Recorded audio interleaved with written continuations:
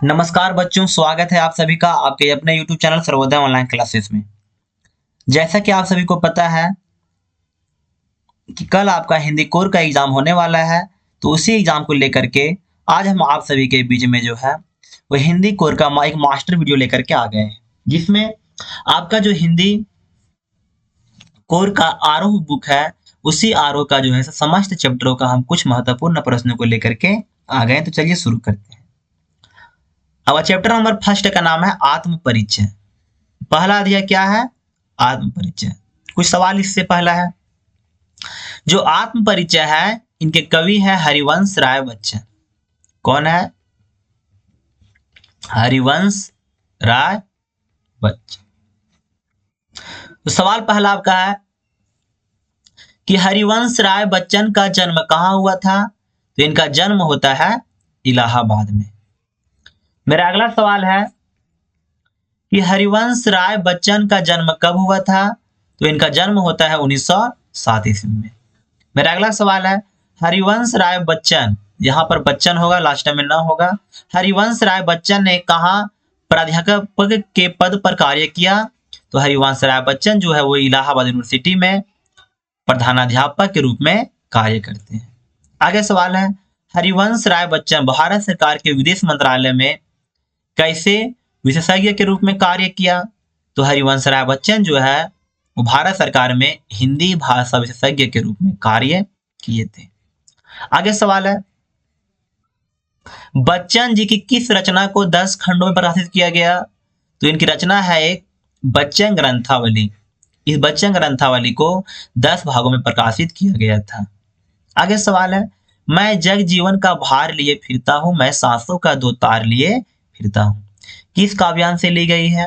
तो ये लिया गया है आपका आत्म परिचय। यहाँ पर होगा आत्म परिचय।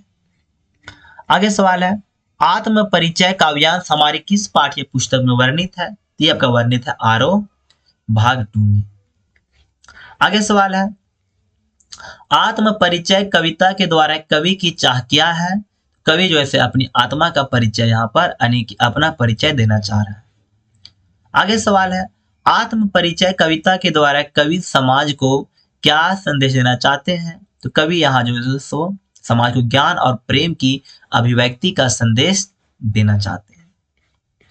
मेरा अगला सवाल है आत्म परिचय कविता की भाषा कैसी है? तो जो आत्म परिचय कविता है उसकी भाषा है तत्सम प्रधान खड़ी बोली, आत्मकथ्य बोली, सरल सहज शब्दायुक्त वाली बोली। यानी इसमें आपका ऑप्शन नंबर डी सही हो जाएगा। आगे सवाल है प्रस्तुत कविता में वर्णित जग जीवन में कौन सा अलंकार है? अब ध्यान रहे कि अगर कोई दो शब्द है और दोनों शब्द का पहला जो है आपका यहाँ पर वो अक्षर मैच करता है तो उसे बोलते हैं अनुप्रास अलंकार। ठीक है ना? लेकिन यहाँ अगर बात की जाए कविता में तो यहाँ रूपक भी है और एक और यहाँ पर आपका अनुप्रास अलंकार भी इसमें है। यानी कि जग जीवन में यहाँ दो अलंकार है, रूपक और अनुप्रास अलंकार। आगे सवाल है इस कविता में कवि के कौन से चरित्र की झलक मिलती है? तो इस कविता में जो है कविता की जो कवि है उनकी द्विधात्मक यानी बेचारे दुविधा में है, उनकी झलक इस कविता से मिलती है। आगे सवाल है प्रस्तुत कविता के छंद मुक्त होते हुए भी इसमें क्या विद्यमान है? तो इसमें लय, तुक और योग्यता तीनों विद्यमान है। आगे सवाल है आत्म परिचय कविता में रोदन में राग में कौन सा अलंकार? इसमें मेरा जो है आपका अनुप्रास अलंकार है और साथ में मेरा जो है सो इसमें विरोधाभास भी अलंकार है, यानी ए और बी दोनों होगा। आगे सवाल है दिन जल्दी जल्दी ढलता, यहां ढलता होगा ढ। कविता से कवि का अभिप्राय क्या है? इसका अभिप्राय होता है कि समय से पूर्व कार्य को संपन्न कर देना है। आगे सवाल है प्रस्तुत कविता में कैसी भाषा का प्रयोग कवि ने किया? इसमें सरल, सहज और प्रवाहमयी तीनों भाषा का प्रयोग किया गया। सवाल आगे है प्रस्तुत कविता में वर्णित मुझसे मिलने में कौन सा अलंकार है? इसमें आपका अनुप्रास अलंकार अभी बताएं, क्योंकि यहाँ पर म और म दोनों अक्षर मैच कर रहे हैं। आगे सवाल है कवि मानव को किससे प्रेरणा लेने को प्रोत्साहित करता है? तो कवि यहाँ जो है वो मानव को संध्या के समय होने वाली परिवर्तन और संध्या से पूर्व प्रकृति में होने वाली हलचल दोनों से प्रेरणा लेने के लिए कहता है। ठीक है, मेरा अगला सवाल है कि दिन जल्दी जल्दी ढलता है, कविता का रचनाकार कौन है? इसके रचनाकार है यहाँ पर हरिवंश राय बच्चन। मेरा अगला सवाल है, प्रस्तुत कविता के प्रथम पद्यांश में वर्णित जल्दी जल्दी में कौन सा अलंकार? इसमें आपका पुनः रुक्ति अनुप्रास अलंकार है। कौन सा अलंकार है?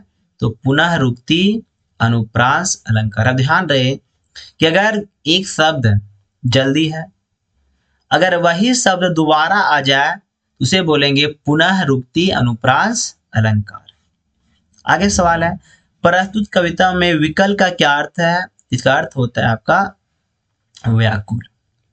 आगे सवाल है, प्रस्तुत कविता के प्रथम गद्यांश में वर्णित दिन का पंथी का क्या अर्थ होता है? इसका अर्थ होता है पथिक, मंजिल या यात्री, यानी ऑप्शन नंबर डी आपका सभी। आगे सवाल है, दिन का पंक्ति में कौन सा अलंकार? इसमें आपका रूपक अलंकार हो जाएगा। मेरा अगला सवाल है, प्रस्तुत कविता में मनुष्य की पर्यटनशीलता की तुलना किससे की गई है? इनकी तुलना जो है वो सूर्य से की गई है। मेरा अगला सवाल है, कविता में कवि ने मुख्य रूप से किसका वर्णन किया है? तो यहाँ पर जो है कवि ने गतिशीलता का वर्णन किया है। आगे सवाल है, जीव जंतु तथा मनुष्य अपने गंतव्य तक पहुंचना चाहते हैं, तो रात्रि से पहले। आगे सवाल है, संसार के सभी प्राणी किसके साथ चलते हुए लक्ष्य की प्राप्ति करना चाहते हैं? तो समय के साथ। आगे सवाल है, मनुष्य को किसके साथ कदम मिलाकर चलना चाहिए? तो समय के साथ। अगला सवाल है, पर्यटनशील मनुष्य को अपना लक्ष्य, तो इनको अपना लक्ष्य दूर नहीं लगता है। आगे सवाल है, मेरा आगे आता है चैप्टर नंबर 2 से पतंग। सवाल पहला है, पतंग कविता के रचनाकार का क्या नाम है? तो आलोक धनवा। आगे सवाल है, मृदंग शब्द का क्या अर्थ होता है? तो नगाड़ा, जो आपका वाद्य यंत्र है बजाने वाला। आगे सवाल है, प्रस्तुत कविता में पूलो शब्द का क्या अर्थ होता है? तो पूलो मतलब होता है बछौर, इसे बोलते हैं ना, पानी की बछौरे गिर रही है। आगे सवाल है, कौन सा ऋतु पूलो को पार करते हुए आई है? तो शरद की ऋतु जो है वो पूलो को पार करते हुए आती है, अर्थात कि वर्षा ऋतु के बाद आपकी शरद ऋतु आती है। आगे सवाल है, कविता में खरगोश की आंखों जैसा किसे कहा गया है? तो लाल सवेरे को खरगोश की आंखें जैसा कहा गया है। आगे सवाल है, शरद ऋतु आते ही नन्हे बच्चे अपने हाथ में क्या लेकर दौड़ पड़ते हैं? तो पतंग लेकर के वे दौड़ पड़ते हैं। आगे सवाल है, प्रस्तुत कविता में कौन साइकिल चलाते हुए आता है? तो शरद ऋतु साइकिल चलाते हुए आता है। सवाल आगे है, कपास शब्द किसका प्रतीक है? तो वह आपका कोमलता का प्रतीक है। अगला सवाल है, कवि ने सवेरे के लिए किस विशेषण शब्द का प्रयोग किया है? तो बोलते हैं लाल सवेरा, यानी कि लाल शब्द का वो प्रयोग किए हैं। आगे सवाल है, कवि आलोक धनवा का जन्म कब हुआ था? इनका जन्म होता है 1948 में। मेरा आगे है अब चैप्टर नंबर 3, जिसका नाम है कविता के बहाने और बात सीधी थी पर। यहाँ पर 2 कविता है, चलिए देखते हैं। पहला सवाल है, कवि कुंवर नारायण का जन्म किस राज्य में हुआ था? इनका जन्म होता है उत्तर प्रदेश में। आगे सवाल है, कुंवर नारायण का जन्म किस वर्ष हुआ? तो 1927 में। आगे सवाल है, कुंवर नारायण ने किस विश्वविद्यालय से एमए प्रतिष्ठा प्राप्त किया? तो लखनऊ विश्वविद्यालय से। कहां से? लखनऊ विश्वविद्यालय से। मेरा अगला सवाल है, कुंवर नारायण ने काव्य लेखन कब आरंभ की थी? तो 1950 से। आगे सवाल है, कुंवर नारायण ने कविता के आलेख कैसे रचनाएं की? तो चिंता परक है, कहानियां है और सिनेमा, आपका इसमें से सभी हो जाएगा। आगे सवाल है, कवि ने इस कविता में किसे सीमा रहित बताया है? तो कल्पना को सीमा रहित बताया, यानी कल्पना की कोई सीमा नहीं होती है। आगे सवाल है, प्रस्तुत पाठ में कविता के उड़ान की तुलना किससे की गई है? तो चिड़िया की उड़ान से कविता के उड़ान की तुलना की गई है। आगे सवाल है, प्रस्तुत कविता में महकना का अर्थ क्या होता है? इसका अर्थ होता है खुशबू। मेरा अगला सवाल है, कवि ने इस कविता में विचारों एवं कल्पना को लिखने की तुलना किससे की है? इनकी तुलना वे फूलों से करते हैं। किससे करते हैं? फूलों से।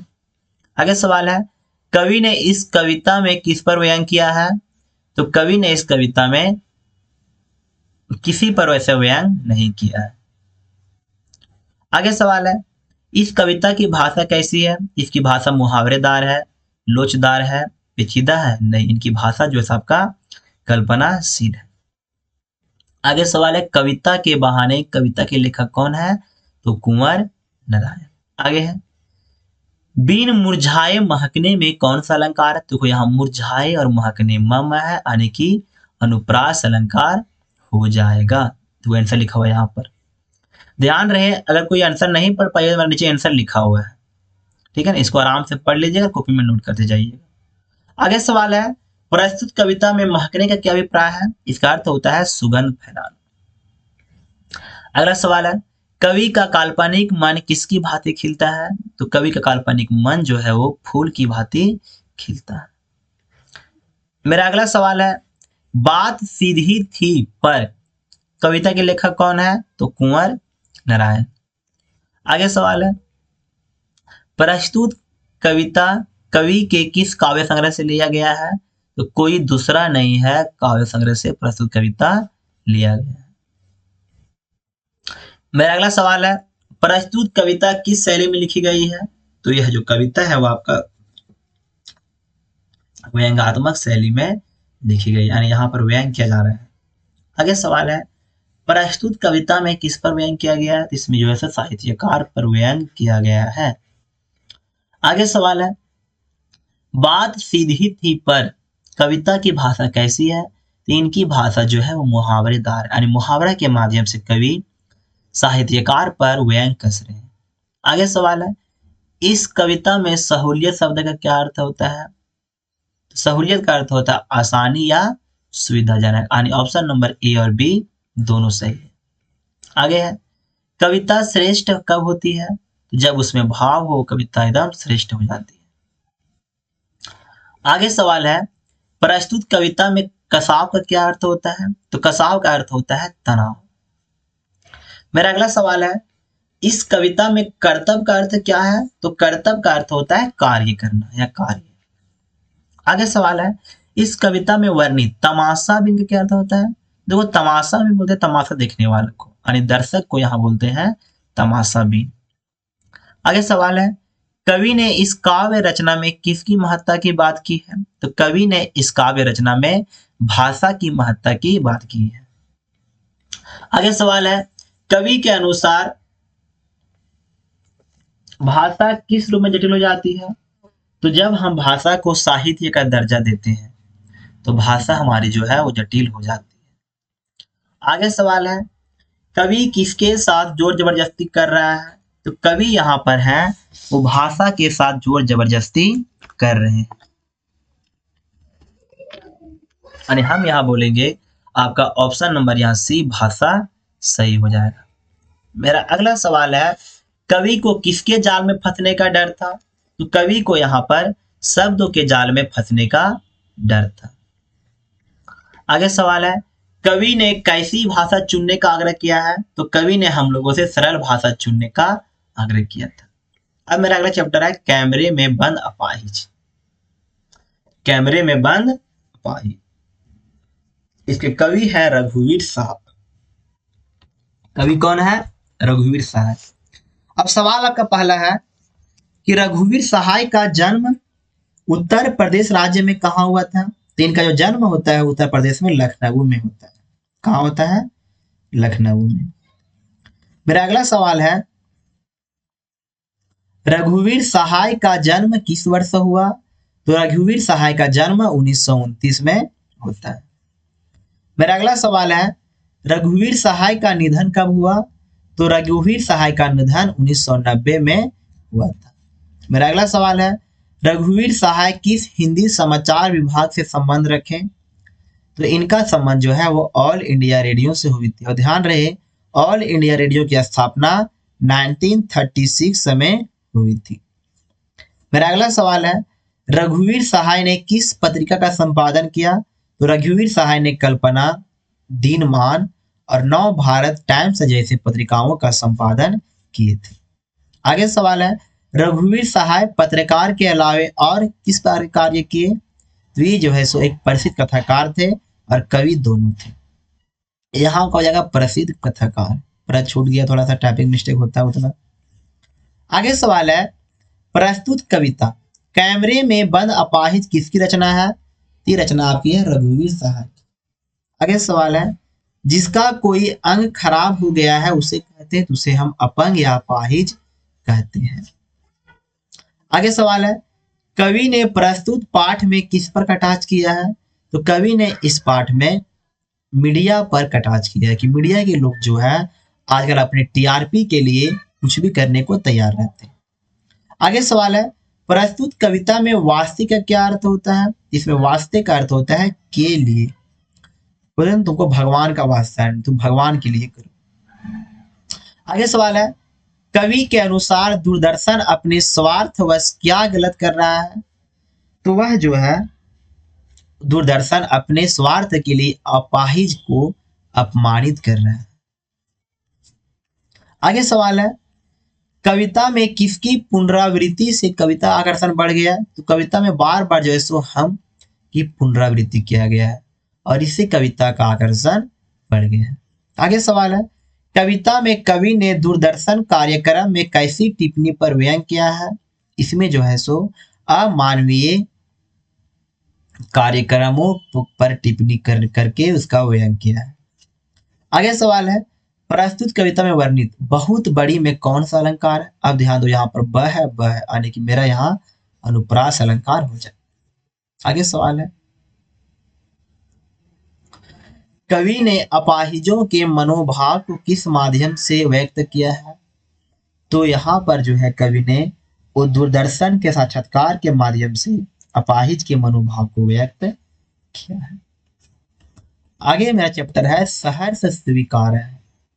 सहर्ष स्वीकार, इनके कवि हैं गजानन माधव मुक्तिबोध। तो सवाल आपका है पहला, गजानन माधव मुक्तिबोध का जन्म मध्य प्रदेश में कहाँ हुआ था? इनका जन्म होता है श्योपुर ग्वालियर में। फिर अगला सवाल है, मुक्तिबोध का जन्म किस वर्ष हुआ? तो मुक्तिबोध का जन्म 1917 में हुआ था। मेरा अगला सवाल है, गजानन माधव मुक्तिबोध का निधन कब हुआ? इनका निधन होता है 11 सितंबर 1964 ईस्वी को।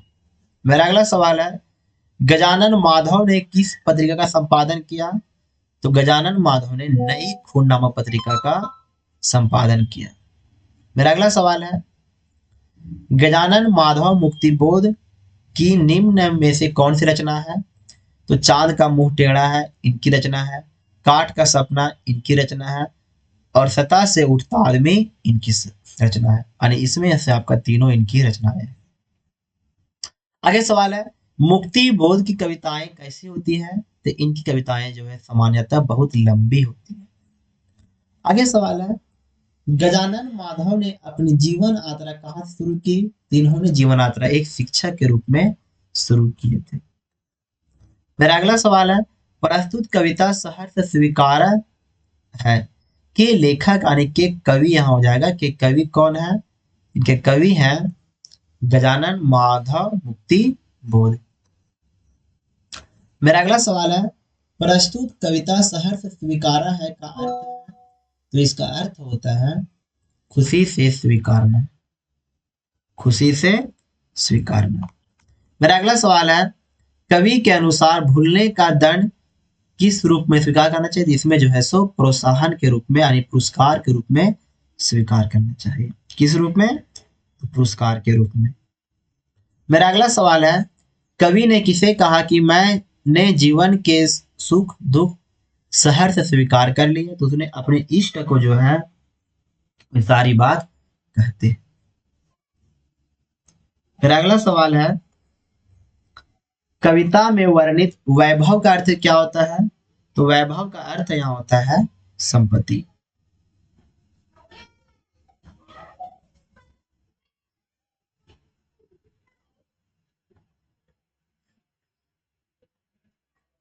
आगे सवाल है, कविता सहर्ष स्वीकार है कि भाषा कैसी है?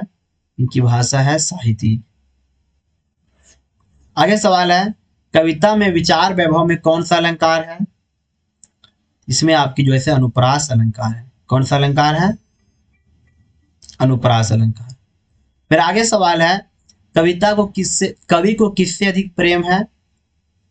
तो कवि को जो है वह अनजान रिश्तों से बहुत ही अधिक प्रेम है। आगे सवाल है, हो गया चैप्टर नंबर 6। इसका नाम यहां होगा उषा। इसका नाम यहां हो जाएगा चैप्टर नंबर 6 का नाम है उषा। नाम क्या है इसका? उषा। अब सवाल यहां पर है कि शमशेर बहादुर सिंह का जन्म कहाँ हुआ था? तो शमशेर बहादुर सिंह का जन्म जो है वो देहरादून में हुआ था। आगे सवाल है, शमशेर बहादुर सिंह का जन्म किस वर्ष हुआ था? इनका जन्म होता है 1911 ईस्वी को। आगे सवाल है, शमशेर बहादुर की निम्न में से कोई एक रचना नहीं है। इसमें जो है वर्ष स्वीकार करना इसकी रचना नहीं, चूंकि ये रचना थी गजानन माधव मुक्तिबोध की। आगे सवाल है, शमशेर बहादुर सिंह ने किसका संपादन किया? तो ये जो है वो उर्दू कोश का एक संपादन करते हैं, यानी हिंदी उर्दू कोश का संपादन एक करते हैं। आगे सवाल है, कवि शमशेर बहादुर सिंह की रचनाएं कुछ कविताएं कब प्रकाशित हुई थी? ती होती है आपका 1961 में। आगे सवाल है, शमशेर बहादुर सिंह को कौन सा सम्मान प्राप्त है? तो इसको जो है सो वो कबीर सम्मान और प्रेमचंद सम्मान दोनों पुरस्कार प्राप्त है। आगे सवाल है, शमशेर बहादुर सिंह कैसे कवि थे? तो ये जो है सो विचारों के स्तर पर गतिशील और शिल्प के स्तर पर प्रयोगधर्मी दोनों तरह के कवि थे। आगे सवाल है, प्रस्तुत कविता किस समय के प्रकृति का शब्द चित्र है? तो सूर्योदय के पहले। आगे सवाल है, प्रस्तुत कविता में कवि ने सूर्योदय के पहले किसके आगमन की बात की है? तो उषा के आगमन की बात की है। इनका मानना है कि सूर्योदय से पहले उनकी उषा प्रकाश आ जाती है। आगे सवाल है, कवि शमशेर बहादुर सिंह में कैसे भावनात्मक लक्षण प्रतीत होते हैं? इसमें जो है सो प्रयोगवादी लक्षण प्रतीत होते हैं। आगे सवाल है, कवि के अनुसार चौका अर्थात रसोई किससे लिया जाता है? तो राख से। किससे? राख से। आगे सवाल है, कविता में किस भाषा का प्रयोग हुआ है? तो कविता में जो है वो खड़ी बोली का प्रयोग हुआ है। आगे सवाल है, कविता में वर्णित शंख जैसे में कौन सा अलंकार? इसमें आपका वैसे उपमा अलंकार होगा। आगे सवाल है, प्रस्तुत कविता में कवि ने आकाश की लालिमा की तुलना किससे की गई है? इसमें जो है इनकी तुलना गृहिणी द्वारा राख के लीपे गए चौके के समान तुलना की है। चैप्टर नंबर आपका 7 है बादल राग। इनके कवि हैं सूर्यकांत त्रिपाठी निराला। पहला सवाल है, सूर्यकांत त्रिपाठी निराला का जन्म किस राज्य में हुआ था? इनका जन्म होता है बंगाल में। कहाँ होता है? बंगाल में। मेरा अगला सवाल है, निराला का पारिवारिक गांव कहाँ स्थित है? तो इनका पारिवारिक गांव जो है वो उत्तर प्रदेश गढ़कोला में स्थित है। मेरा अगला सवाल है, निराला जी कैसे कवि थे? तो निराला जी आपका जो है वो छायावादी कवि थे। कैसे कवि थे? तो छायावादी कवि थे। आगे मेरा सवाल है, निराला जी ने किस पत्रिका का संपादन किया? तो ये जो है वो मतवाला का संपादन करते हैं। किसका? मतवाला का। आगे सवाल है, कवि निराला का जन्म कब हुआ था? तो 1899 में। मेरा अगला सवाल है, निराला का निधन कब हुआ था? तो 1961 में। आगे सवाल है, कवि निराला का निधन कहाँ हुआ था? तो इलाहाबाद में। फिर अगला सवाल है, निराला की अनामिका नामक संग्रह कितने खंड? इनके अनामिका जो रचनाएं थी इनकी यहाँ पर कुल 6 खंड है। आगे सवाल है, कविता में रण तरी का क्या अर्थ होता है? इसमें रण तरी का अर्थ होता है युद्ध का नौकान, युद्ध का नाव। आगे सवाल है, कवि ने क्रांति दूत किसे कहा है? तो कवि ने क्रांति दूत बादल को कहा है। आगे सवाल है, बादल रूपी युद्ध नौका में कौन शक्ति विद्यमान है? इसमें जो है सो भीषण क्रांति और विनाश करने की शक्ति दोनों विद्यमान है। मेरा आगे सवाल है, बादल राग कविता की भाषा क्या है? तो बादल राग कविता की भाषा यहाँ जो है वो खड़ी बोली है। कैसी भाषा है? खड़ी बोली। मेरा अगला सवाल है, कविता में फिर में कौन सा अलंकार? इसमें आपका जैसे फिर की बात की, इसमें आपका पुनः रुक्ति अनुप्रास अलंकार है। कौन सा अलंकार है? यहाँ लिखेंगे हम लोग पुनः रुक्ति अनुप्रास अलंकार। मेरा अगला सवाल है, कविता किस छंद की रचना है? इसमें आपका जो है सो ये मुक्त छंद की रचना, इसमें छंद का प्रयोग नहीं किया गया। आगे सवाल है, कविता में किन किन अलंकारों का प्रयोग हुआ है? कविता में रूपक, पुनरुक्ति और अनुप्रास तीनों का प्रयोग किया गया है। मेरा अगला सवाल है, अब मेरा अगला चैप्टर यहाँ पर है चैप्टर नंबर 8। इसमें आपका पहला है कवितावली, सेकंड है लक्ष्मण मूर्छा और राम का विलाप। पहला मेरा सवाल है, कविता में अच्छे बुरे कार्य का आधार क्या बतलाया गया है?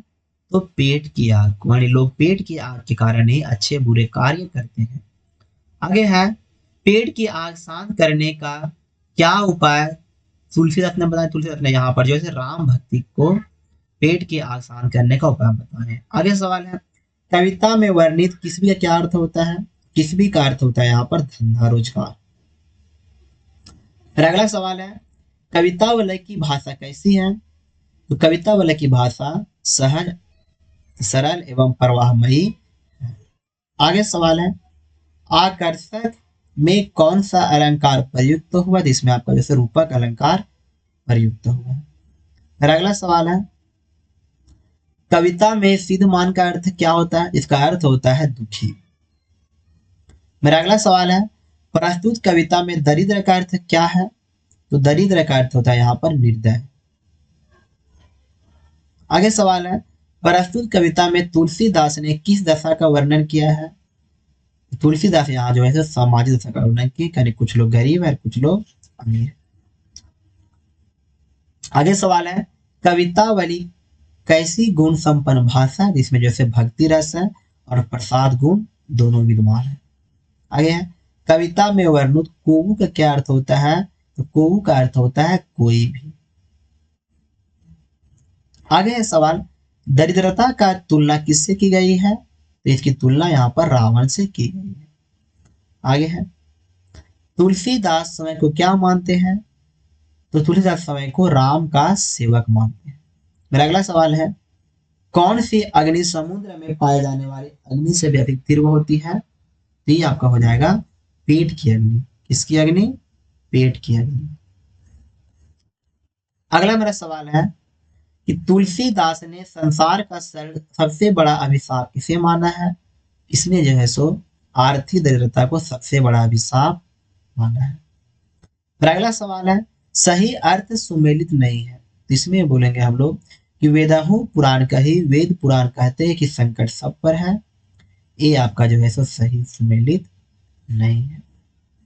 आगे सवाल है, प्रस्तुत कविता किस ग्रंथ से ली गई है? तो ये आपका रामायण से ली गई है। आगे सवाल है, प्रस्तुत कविता तुलसीदास की कैसी रचना है? तो ये आपकी दोहा है। आगे सवाल है, लक्ष्मण के लिए कौन सी बूटी की आवश्यकता थी? इनके लिए संजीवनी बूटी की आवश्यकता थी। आगे सवाल है, कुंभकर्ण ने दुखी होकर रावण को क्या कहकर संबोधित किया? तो कुंभकर्ण ने रावण को बोला, हे मूर्ख। आगे सवाल है, प्रस्तुत कविता की काव्य शैली कैसी है? तो इनकी काव्य शैली यहाँ जो है सो अवधि यानी इसकी रचना अवधि भाषा में की गई। आगे सवाल है, भरत से हनुमान कहाँ शीघ्र प्रस्थान करने हेतु कहते हैं? तो लंका प्रस्थान करने हेतु कहते हैं। आगे सवाल है, प्रस्तुत कविता में वर्णित पवन कुमार का क्या अर्थ है? तो पवन कुमार या हनुमान को कहा गया है।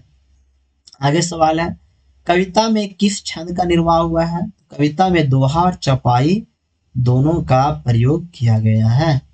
आगे सवाल है, प्रस्तुत कविता में कौन सा रस है? इसमें आपका करुणा रस का वर्णन किया गया है। आगे सवाल है, कविता में वर्णित जागहू का अर्थ क्या होता है? जागहू का अर्थ होता है जागो यानी जागी। आगे सवाल है, ऊहा मनतेक नहीं ओहू में कौन से रस का परिपाक हुआ है? इसमें करुण रस का जो है सो प्रयोग यानी परिपाक हुआ है। आगे सवाल है, कविता में हनुमान भरत की किस बात से प्रभावित हुए? तो जैसे बलशील, बाहुबली, राम के प्रति प्रेम तीनों देख करके भरत जो है इनसे प्रभावित होते। आगे सवाल है, रावण की बात सुनकर कुंभकर्ण की क्या प्रतिक्रिया हुई? तो रावण की बात सुन कुंभकर्ण जो है सो कहने लगा कि जगदम्बा को हर लाने के बाद भी कल्याण के पीछा करता है, बिलखने लगा, धिदकारा यानी सभी जो है सो प्रतिक्रिया होती है। आगे सवाल है, उहा राम मनते नहु ओहू पंक्ति में राम के किस रूप का वर्णन हुआ है? इसमें राम के मनुज रूप का वर्णन हुआ। आगे सवाल है, व्याकुल वानरों के बीच हनुमान का आना कवि द्वारा क्या माना गया है? इसमें जो ऐसे करुण रस में वीर रस का आना माना गया है। मेरा अगला दिया है यहाँ पर रुबाइयां और गजल। इनके लेखक यहाँ पर है कवि है रघुपति।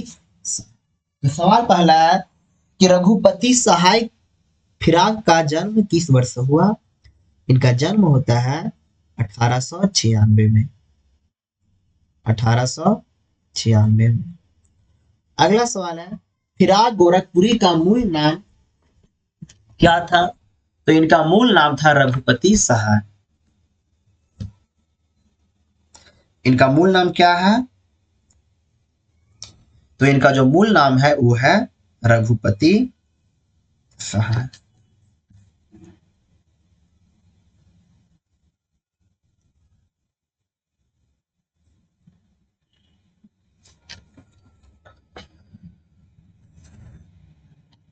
मेरा अगला सवाल है, रघुपति सहाय फिराक का जन्म किस राज्य में हुआ था? इनका जन्म होता है उत्तर प्रदेश में।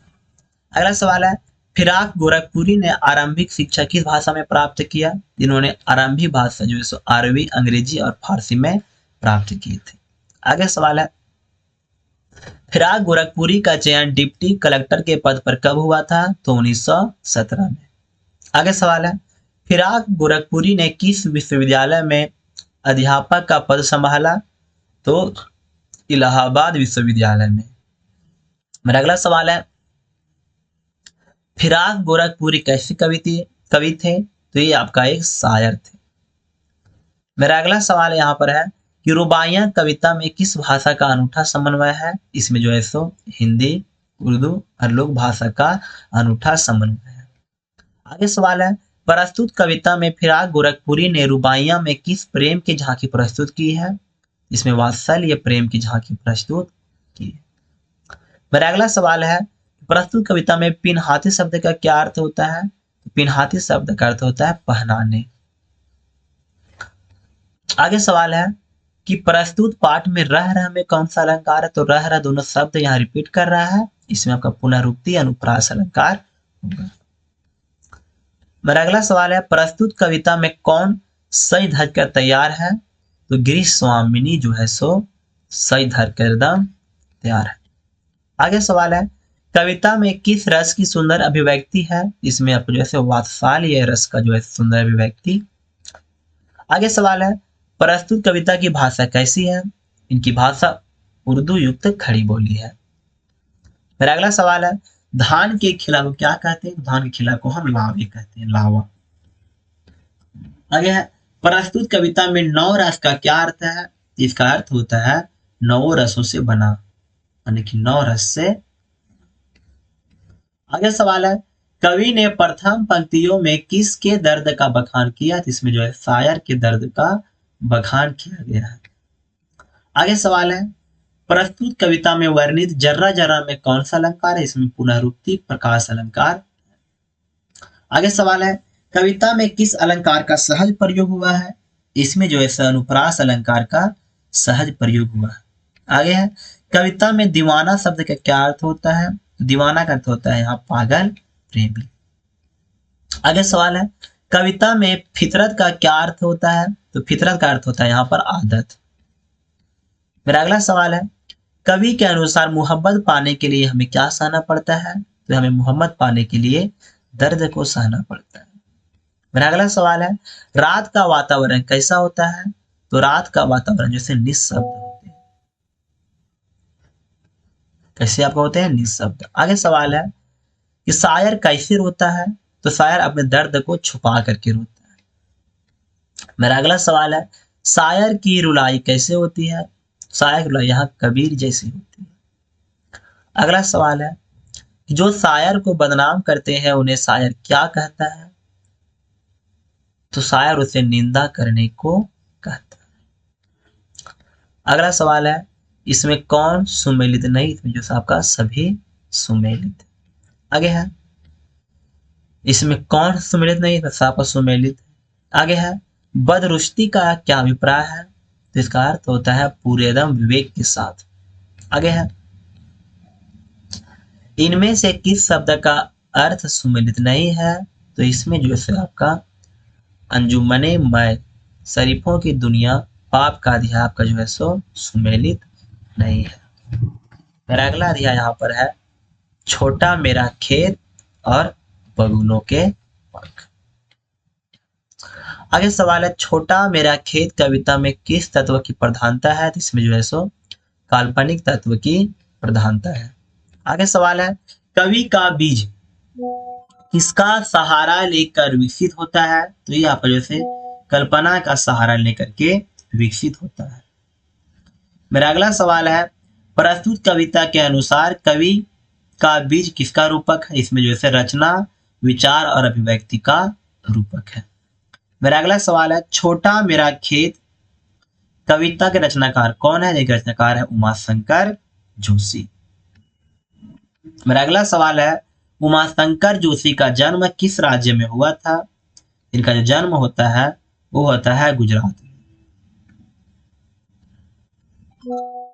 मेरा अगला सवाल है, कवि को कागज की पन्ना किसकी तरह लगता है? इसको जैसे खेत की तरह लगता है। मेरा अगला सवाल है, प्रस्तुत कविता में कवि किस खेत की बात करता है? तो इस कविता में कवि जो है वो कागज रूपी खेत की बात करता है। आगे सवाल है, उमाशंकर जोशी को किस विषय का गहरा ज्ञान था? उसे जो है परंपरा का एकदम गहरा ज्ञान था। आगे सवाल है, कवि की फसल रूपी कविता का उपभोग कौन करता है? तो यहाँ जो है उसका उपभोग पाठक वर्ग के लोग करते हैं। आगे सवाल है, जोशी जी निबंधकार के रूप में किस साहित्य में बेजोड़ माने जाते हैं? तो वह जो है वो गुजराती साहित्य में एकदम बेजोड़ माने जाते हैं। अगला सवाल है, उमाशंकर जोशी का निधन कब हुआ था? इनका निधन होता है 1988 ईस्वी में। अगला सवाल है, उमाशंकर जोशी का जन्म कब हुआ था? इनका जन्म होता है 1911 ईस्वी में। आगे सवाल है, कवि की फसल की कटाई कब तक चलती रहती है? तो ये आपका अनंत काल तक चलती रहती है। अगला सवाल है, कवि के अनुसार बीज किस रूप में अंकुरित होता है? तो कवि के अनुसार बीज शब्द के रूप में अंकुरित होता है। आगे सवाल है, कवि ने किसकी अमृत धारा को अच्छा बताया है? तो इन्होंने साहित्य की अमृत धारा को अच्छा बताया है। मेरा अगला चैप्टर है यहाँ पर भक्ति, जो कहानी से है। पहला सवाल है कि महादेवी वर्मा किस राज्य की निवासी थी? तो ये आपका उत्तर प्रदेश की निवासी थी। अगला सवाल है, महादेवी वर्मा का जन्म उत्तर प्रदेश में कहाँ हुआ था? इनका जन्म उत्तर प्रदेश में फर्रुखाबाद में होता है। अगला सवाल है, महादेवी वर्मा का जन्म किस वर्ष हुआ था? तो 1907 ईस्वी में। मेरा अगला सवाल है, प्रयाग महिला विद्यापीठ की स्थापना किसने की? तो ये करते हैं आपका महादेवी वर्मा। मेरा अगला सवाल है, महादेवी वर्मा की रचना निम्न में से कौन सा है? तो इसमें दीपशिखा और आपदा इन्हीं की रचनाएं हैं। आगे सवाल है, प्रस्तुत कविता में भक्तिन का क्या नाम था? तो भक्तिन का नाम यहाँ पर लक्ष्मी था। आगे सवाल है, भक्तिन के पिता का नाम क्या था? तो भक्तिन के पिता का नाम यहाँ पर सुरमा था। आगे सवाल है, कवि ने भक्तिन को किस तरह का बताया है? तो कवि ने भक्तन को छोटी कद और दुबले शरीर वाली बताया है। आगे है, भक्तिन का विवाह किस उम्र में हुआ? तो इनकी विवाह जो है वो 5 वर्ष में हो जाता है। आगे सवाल है, भक्तिन का गौना उसके पिता ने कब कर दिया था? तो 9 वर्ष में कर दिए थे। आगे सवाल है, भक्तिन को कितने लड़की थी? तो भक्तिन के यहाँ पर 3 लड़की थी। आगे भक्तिन के पति को कितने भाई थे? इनके भाई भी यहाँ पर, पति के भी 3 भाई थे। भक्तिन की बड़ी बेटी का ब्याह के उपरांत किसकी मृत्यु हो गई? तो उनके पति की मृत्यु हो जाती है। आगे है, भक्तिन किस उम्र में विधवा हो गई? तो ये 29 वर्ष में विधवा हो जाती है। आगे सवाल है, भक्तिन के विधवा होने के समय उनके पिता की उम्र क्या थी? उनके पति की उम्र क्या थी? तो उनके पति की उम्र यहाँ पर 36 वर्ष की थी। आगे सवाल है, अगला चैप्टर यहाँ पर है बाजार दर्शन। सवाल पहला है, जैनेन्द्र कुमार का जन्म किस वर्ष हुआ था? तो 1905 ईस्वी में। अगला सवाल है, जैनेन्द्र कुमार किस राज्य के निवासी थे? तो उत्तर प्रदेश के।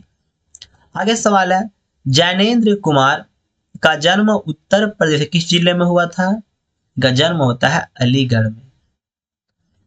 मेरा अगला सवाल है, जैनेन्द्र कैसे कवि थे? तो ये कथाकार कवि थे। आगे सवाल है, जैनेन्द्र की निम्न में से कौन सी रचनाएं हैं? तो परख और अनाम दोनों इनकी रचनाएं हैं। आगे सवाल है, प्रस्तुत निबंध जैनेन्द्र की कैसी रचना है? तो ये आपकी जो है सो निबंध है। आगे सवाल है, बाजार का जादू चढ़ने पर व्यक्ति क्या करता है? तो वह जो है सो अनावश्यक सामान खरीदता है और वह जो है सो आवश्यक सामान भी खरीदता है, नहीं तो खरीदवे करता है। क्रय शक्ति प्रदर्शित करता है, यानी ए और सी आपका दोनों सही होगा। अगला सवाल है, बाजार रूपण से क्या तात्पर्य? जिसका अर्थ होता है बाजार का आकर्षण। मेरा अगला सवाल है, मनुष्य अपने किस मनोवृत्ति के कारण अनावश्यक खरीदारी करता है? तो यह करता है आर्थिक मनोवृत्ति का प्रदर्शन के कारण। अगला सवाल है, बाजार जाति धर्म के आधार पर नहीं चलती, वह क्या देखती है? तो वह जो है सो आर्थिक क्षमता और क्रय शक्ति को देखती है। आगे सवाल है, भगत जी क्या काम करते थे? तो भगत जी चूरन बेचने का काम करते थे। अगला सवाल है, लेखक के मकान के समीप कौन रहते थे? तो लेखक के मकान के समीप भगत जी रहते थे। मेरा अगला सवाल है, प्रस्तुत निबंध में कृतार्थ का क्या अर्थ है? तो इसमें कृतार्थ का अर्थ होता है संतुष्ट। मेरा अगला सवाल है, बाजार दर्शन पाठ में किसकी चर्चा की गई? इसमें ग्राहक की चर्चा की गई है। मेरा अगला सवाल है, स्त्री माया न जोड़े में यहाँ माया शब्द किस ओर संकेत करता है? तो यहाँ माया शब्द धन और मोह की ओर संकेत करता है। मेरा अगला दिया है, काले मेघा पानी दे।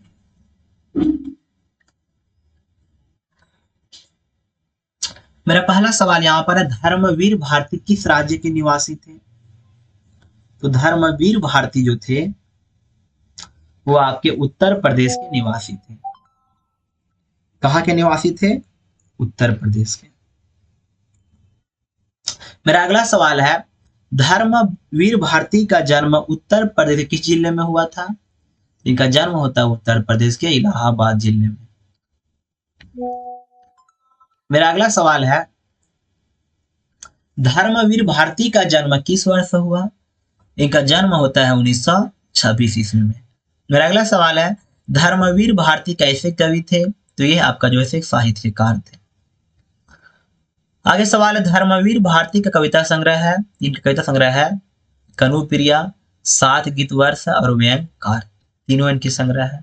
अगला सवाल है, प्रस्तुत पाठ में कवि ने मेढक मंडली में कितने वर्ष के बच्चों की मंडली बताया? इसमें जो है सो 10 से 12 वर्ष और 16 से 18 वर्ष के बच्चों की मंडली बताया। आगे सवाल है, बच्चे क्या जयकार लगाते थे? ये बोलते थे बोल गंगा मैया की जय। आगे सवाल है, धर्मवीर भारती ने प्रस्तुत पाठ में किस मंडली का वर्णन किया? जिसमें उन्होंने से मेढक मंडली का वर्णन किया। आगे है, बच्चे काले मेघ से क्या मांगते थे? तो पानी मांगते थे। आगे सवाल है, बच्चे कैसे वस्त्र पहन रहते थे? तो बच्चे पास लंगोटी और जंघिया रहती थी बस। आगे है, उछलत कूदते बच्चे किस छंद की पुनरावृत्ति करते हैं? तो यह कहते हैं फिर से काले मेघा पानी दे। आगे है, पाठ में वर्णित विघान शब्द का क्या अर्थ होता है? तो विघान शब्द का अर्थ होता है अनुष्ठान। क्या होता है? अनुष्ठान। मेरा अगला सवाल है, फल वल कुछ नहीं होता किसने कहा था? तो मेढक मंडली ने। आगे सवाल है, लेखक को बचपन में सबसे अधिक प्यार कौन करती थी? तो उनकी जीजी उनको सबसे अधिक प्यार करती थी। आगे सवाल है, चार्ली चैपलिन आनी हम सब। सवाल है, चार्ली की जो फिल्में हमें अलग प्रकार की भावनाओं का एहसास कराती है उनमें से दो का नाम लिखिए। इसमें पहला आपका है मोट्रोपोलिस और द रोवल सील। आगे सवाल है, किन दो महान भारतीयों ने चार्ली का सानिध्य चाहा था? तो जवाहरलाल नेहरू और महात्मा गांधी। मेरा अगला सवाल है, चार्ली की फिल्में किस पर आधारित है? तो भावनाओं पर आधारित है। आगे सवाल है, देवानंद ने चार्ली का अनुकरण करते हुए किन फिल्मों में अभिनय किया? तो 9, 2, 11 और 3 देवियों फिल्म में अभिनय करते हैं। आगे सवाल है, मेकिंग ए लिविंग फिल्म को बने हुए कितने साल हो चुके हैं? 75 साल हो चुके हैं। आगे सवाल है, चार्ली की माँ किस प्रकार की अभिनेत्री थी? तो वह एक सामान्य अभिनेत्री थी। अगला सवाल है, चार्ली को किससे संघर्ष करना पड़ा? तो चार्ली को जटिल परिस्थितियों से संघर्ष करना पड़ता। मेरा अगला सवाल है, चार्ली किस भारतीय साहित्यकार के अधिक नजदीक है? तो वह प्रेमचंद के अधिक नजदीक था। आगे है, चार्ली का पिता कौन थे? इनके पिता एक यहूदी थे। आगे सवाल है, चार्ली ने अपनी फिल्मों में किन दो रसों का मिश्रण किया है? तो इन्होंने करुणा रस और हास्य रस का मिश्रण किया है। मेरा अगला सवाल है, चार्ली से प्रभावित होकर राज कपूर ने कौन सी फिल्में बनाई? तो उन्होंने जो है सो आवारा और सीरीज 420 दो फिल्में बनाई थी। अगला सवाल है, चार्ली चैपलिन आनी हम सब लेखक का नाम क्या है? ये लेखक का नाम है विष्णु खरे। अगला सवाल है, लेखक के विचारानुसार आने वाले कितने वर्षों तक चार्ली के नाम का मूल्यांकन होते रहेगा? तो आने वाले 50 वर्षों तक। आगे है, भारतीय सौंदर्य शास्त्र में हास्य का पात्र कौन होता है? तो ये आपका होता है विदूषक। आगे सवाल है, चार्ली की फिल्मों की प्रमुख विशेषताएं क्या थी? इसमें जो है सो विदेशी न लगना इनकी प्रमुख विशेषता थी। आगे है, भारत में समय पर हंसने की परंपरा किस पर्व में देखी जा सकती है? तो होली में, जहां लोग समय पर हंसते हैं। आगे है, चार्ली के घर के पास क्या था? तो एक कसाई खाना था। अगला सवाल है, चार्ली की माँ किस प्रकार की नारी थी? तो वह जैसे परित्यक्ता प्रकार की एक नारी थी। आगे सवाल है, चार्ली की नानी कौन थी? तो वह जैसे आपकी एक खाना बदोश थी। आगे है, चार्ली चैपलिन की फिल्मों किस पर आधारित रहती है? तो रहती है भावनाएं पर आधारित। अगला अध्याय है नमक का दारोगा या नमक। सवाल है, सफिया का दिल्ली तक किराया किसने दिया था? तो उनके भाई ने। अगला सवाल है, आप अदीब ठहरी और सभी अदीबों का दिमाग थोड़ा सा जरूरी घुमा होता है। इस पंक्ति में अबीद का क्या अर्थ होता है? तो साहित्यकार। आगे सवाल है, सफिया नमक किसके लिए जा रही थी? तो सिख बीबी के लिए वो नमक लेके जा रही थी। आगे है, कस्टम वालों के लिए क्या आवश्यक होता है? तो उनके लिए कर्तव्य पालन एकदम आवश्यक होता है। आगे है, पाठ के आधार पर सफिया किसे अपना मां मानती है? तो सिख बीवी को। अगला सवाल है, हमारा वतन वतन तो लाहौर है, यह कथन किसका है? यह कथन है आपका सिख बीवी का। अगला है, फिया किस रंग की पुड़िया में लाहौरी नमक ले जा रही थी? तो बादामी रंग की पुड़िया में।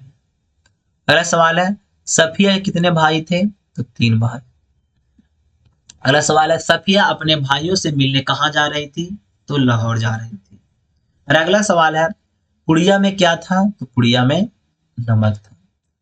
अगला सवाल है, सफिया की माँ सफेद बारीक मलमल का दुपट्टा कब ओढ़ा करती थी? तो मुहर्रम पर। कब?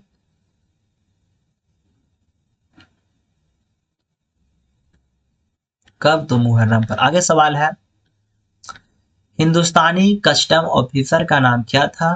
तो सुनील दास गुप्त। आगे है, कीर्तन सुबह कितना बजे खत्म हुआ था? तो 11 बजे। अगला सवाल है, कहानी की पुस्तक कस्टम अधिकारी को कब मिली थी? तो साल गिरह के अवसर पर। आगे है, किसे हिंदुस्तान पाकिस्तान की एकता का मेवा कहा गया है? तो कीनू को। आगे, हमारा वतन तो ढाका, यह कथन किसका है? तो सुनील दास गुप्त का। आगे है, नमक कहानी में सबसे अच्छा डाब कहाँ का बताया गया है? तो ढाका का। और अगला कहानी है सिरीफ के फूल। सवाल पहला है, सिरीफ के फूल किसका दबाव सहन कर सकते हैं? तो भौरों का। आगे है, सिरीफ के फूल को किस भाषा में कोमल माना जाता है? तो संस्कृत। आगे है, किस महीने तक सिरीफ के फूल मस्त बने रहते हैं? तो आषाढ़ तक। आगे सवाल है, लेखक का मानना है कि जिसे कवि बनना है उसे पहले क्या बनने की जरूरत है? तो फक्कड़। आगे है, राजा दुष्यंत ने किसका चित्र बनवाया था? तो शकुंतला का। आगे सवाल है, लेखक ने कबीर के अतिरिक्त और किस कवि को अनासक्त योगी कहा है? तो कालिदास को। आगे सवाल है, द्विवेदी जी ने शीरीष के फूल नामक पाठक में संस्कृत के किस महान कवि का उल्लेख किया है? तो कालिदास का। आगे सवाल है, कौन से महान कवि बगीचों में घने छायादार वृक्षों के झूला लगाना चाहिए था? तो वात्स्यायन। आगे सवाल है, कौन सपासप घोड़े चला रहा था? तो महाकाल देवता। आगे है, आरववध किस पेड़ का नाम है? तो अमलतास का। आगे सवाल है, शीरीष की डालें कैसे होती है? तो बहुत ही कमजोर होती है। आगे है, किस ऋतु के आने पर शीरीष लहक उड़ता है?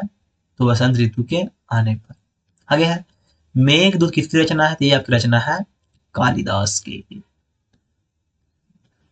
आगे है, धरा को प्रमाण यही तुलसी दो, जो फरा सो झरा, जो बरा सो बुताना, कथन किस कवि का है? तो तुलसीदास का।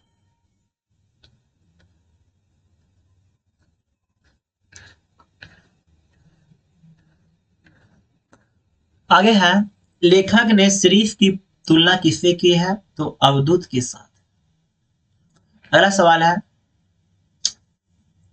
अमलतास कितने दिनों के लिए फूलता है? तो 15 से 20 दिनों के लिए। आगे है, शीरीष के फूल के रचयिता का क्या नाम है? तो हजारी प्रसाद द्विवेदी। अगला सवाल है, कर्नाट राज की कन्या का क्या नाम है? तो विजिका देवी। क्या नाम है?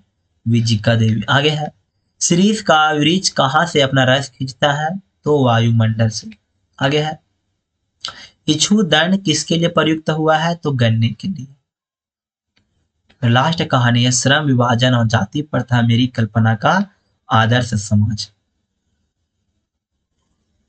सवाल यहाँ पहला है, आदर्श समाज में परिवर्तन का लाभ किसे प्राप्त होगा?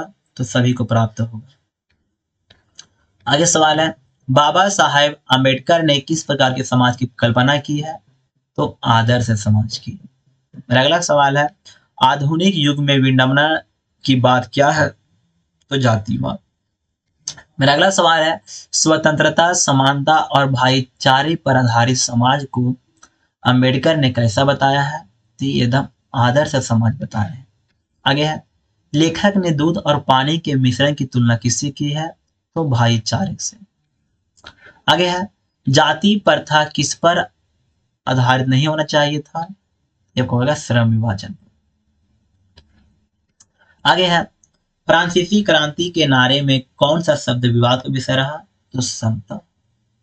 आगे है, जाति प्रथा मनुष्य की स्वाभाविक प्रेरणा, रुचि व आत्मशक्ति को दबाकर उसे क्या बना देती है? तो निष्क्रिय। आगे है, आर्थिक विकास की जाति प्रथा का परिणाम कैसा है? तो हानिकारक। आगे सवाल है, जाति प्रथा का सबसे बड़ा दोष क्या है? तो बोलेंगे यह कि यह लोगों को एक पेशे से जोड़ देती है। आगे है, आधुनिक सभ्य समाज कार्यकुशलता के लिए किसे आवश्यक मानता है? तो यह का मानता है श्रम विभाजन को। आगे है, आदर्श समाज की विशेषताएं होती है? तो गतिशीलता। आगे है, लेखक के अनुसार दास्ता का संबंध किससे नहीं है? तो कानून से। आगे है, काल्पनिक जगत की वस्तु है? तो समता। आगे है, श्रम विभाजन और जाति प्रथा पाठ के लेखक कौन है? तो भीमराव अंबेडकर। लास्ट है, पैतृक काम अपनाने के लिए कौन धर्म मजबूर करता है? तो हिंदू धर्म। ये थे आपके सारे महत्वपूर्ण प्रश्न। ठीक है, अगर आपको वीडियो अच्छा लगा तो दोस्तों में शेयर करें और चैनल को सब्सक्राइब करें। मिलेंगे नेक्स्ट वीडियो में, तब तक के लिए धन्यवाद।